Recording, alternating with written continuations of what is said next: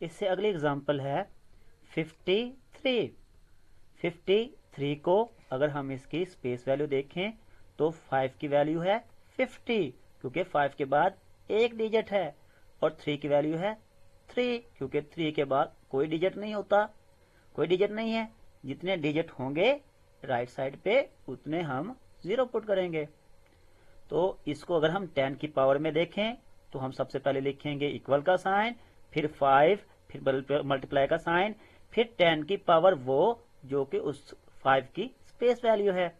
तो 5 की space value 1 है, फिर हम डालेंगे प्लस का साइन, फिर आएगा 3, फिर मल्टीप्लाई बाय 10, और फिर 3 की जो स्पेस वैल्यू होगी 0, तो हम वो 0 पुट कर देंगे। तो बेटा ये थी कुछ एग्जांपल हमारे बाइनरी सिस्टम्स की। इसके बाद हमारा अगला सिस्टम है, ये एग्जांपल थी डेसिमल नंबर सिस्टम की। इसके बाद अगला हमारा सिस्टम है बाइनरी नंबर सिस्टम्स। तो आइए देखते हैं ये क्या होते हैं। Binary number system has base 2 as all the numbers in this system consist of only 2 digits 0 and 1। तो बाइनरी नंबर सिस्टम एक ऐसा सिस्टम है जिसकी बेस 2 होती है, क्योंकि इसमें 2 ही डिजिट इस्तेमाल होते हैं, और वो 2 डिजिट कौन से हैं? वो हैं 0 और 1। Digital number systems use digital computers use this systems to store data. Digital computer इसी सिस्टम को इस्तेमाल करके डाटा को स्टोर करते हैं। Your name is in the form of alphabets.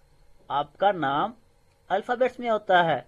But for a computer, लेकिन एक कंप्यूटर के लिए ईच अल्फाबेट, हर alphabet has some binary value. हर अल्फाबेट कुछ बाइनरी वैल्यू होता है। एग्जाम्पल देखते हैं। मिसाल के तौर पर the binary value of letter A is 0 1 0 0 0 0 0 1 and its decimal value is 65, जो कि इसका आस्की कोड है। तो इसका मतलब ये है कि हम जो भी अल्फाबेट्स कंप्यूटर में पुट करते हैं, कंप्यूटर में दर्ज करते हैं, वो हमारा 0 1 की शक्ल में जाता है। इससे अगला सिस्टम है हेक्साडेसिमल सिस्टम्स।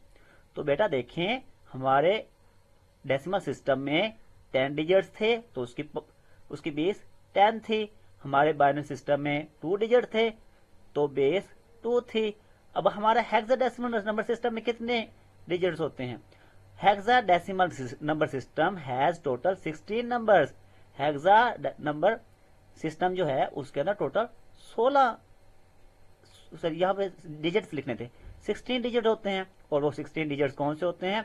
वो होते हैं 0 1 2 3 4 5 6 7 8 9, फिर 10 नहीं होता, बल्कि फिर क्या होता है? A B C D E F, जहां पे A 10 को रिप्रेजेंट करता है, B 11 को रिप्रेजेंट करता है, C 12 को रिप्रेजेंट करता है, D 13 को रिप्रेजेंट करता है, E 14 को, और F 15 को रिप्रेजेंट करता है।